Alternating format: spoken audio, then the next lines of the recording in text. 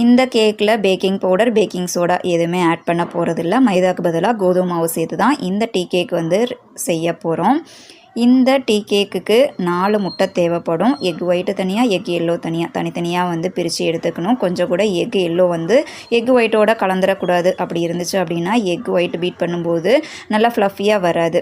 Egg white கூட 1/4 மூடி அளவுக்கு பைனாப்பிள் எசன்ஸ் மட்டும் சேர்த்தா போதும். இதோட ஸ்மெல்லே ரொம்ப ஸ்ட்ராங்காக இருக்கும். எக் ஒயிட்டு ஓரளவுக்கு பீட் ஆகி வரும்போது 250 ml கப்பில் 3/4 கப் அளவுக்கு சர்க்கரை வந்து கொஞ்சம் கொஞ்சமாக சேர்த்து பீட் பண்ணி எடுத்துக்கணும். பீட்டர் வந்து 1 ஸ்பீடில் தான் வச்சுருக்கணும். கொஞ்சம் கொஞ்சமாக சேர்த்து நல்ல சர்க்கரை வந்து கரைஞ்சி வர வரைக்கும் பீட் பண்ணி எடுத்துக்கணும். எக் ஒயிட்டு பாருங்கள் எவ்வளோ ஃப்ளஃபியாக எப்படி இருக்குன்னு பாருங்கள் அதோட கன்சிஸ்டன்சி. இந்த ஸ்டேஜில் எக்கோட எல்லோவை வந்து ஒன்ஸ் வந்து பீட் பண்ணி எக்கு ஒயிட்டு கூட நல்லா மிக்ஸ் ஆகிற அளவுக்கு கலந்துக்கணும். பீட்டரோட ஸ்பீடை வந்து இன்க்ரீஸ் பண்ண வேணாம், 1 ஸ்பீட்லேயே இருக்கட்டும். இப்போது எக்கு எல்லோவை வந்து நல்லா கலந்து விட்டு எடுத்ததுக்கப்புறமா இதுக்கு 60 ml அளவுக்கு ஆயில் தேவைப்படும். பட்டர் இருந்துச்சு அப்படின்னா மெல்ட் பண்ணி 60 ml அளவுக்கு கொஞ்சம் கொஞ்சமாக சேர்த்து ஒன்ஸ் வந்து பீட் பண்ணி எடுத்தால் போதும். ஓவர் பீட் பண்ண வேணாம். அதுக்கப்புறமா 60 ml அளவுக்கு மில்க் தேவைப்படும். நான் சர்க்கரை எடுத்த கப்லேயே 1 கப் அளவுக்கு கோதுமை மாவு, ஒரு பிஞ்ச் அளவுக்கு சால்ட் சேர்த்து ஒரு தடவை மட்டும் சலிச்சு எடுத்திருக்கேன். இப்போது மாவை சேர்த்து நான் எப்படி மிக்ஸ் பண்ணுறேனோ அதே மாதிரி ஸ்லோவாக பொறுமையாக மிக்ஸ் மட்டும் பண்ணிடாதீங்க.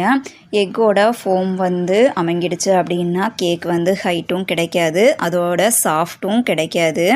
அதனால் ரொம்ப பொறுமையாக ஜென்டிலாக வந்து மில்க்கு அதுக்கப்புறம் கொஞ்சம் மாவு அந்த மாதிரி 3 பேட்சாக வந்து சேர்த்து நல்லா பொறுமையாக வந்து பேட்டரை வந்து ரெடி பண்ணி எடுத்துக்கோங்க. அந்த ஃபோம் வந்து அப்படியே இருக்கணும், எக்கோட ஃபோமு குறையக்கூடாது.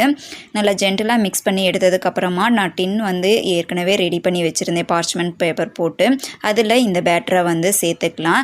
நான் மாவு சேர்த்து கலக்கும் போதே அவனை ப்ரீ ஹீட்டில் போட்டிருந்தேன். 180 டிகிரிக்கு 10 மினிட்ஸ் வந்து ப்ரீ ஹீட் போட்டிருந்தேன். இப்போ வந்து 180 டிகிரிக்கு 40 மினிட்ஸ் வந்து அவனில் வச்சு பேக் பண்ணி எடுத்தோம் அப்படின்னா நம்மளோட சூப்பர் சாஃப்டான ஸ்பான்ச்சியான பிளெயின் டீ கேக் வந்து ரெடி ஆகிடும்.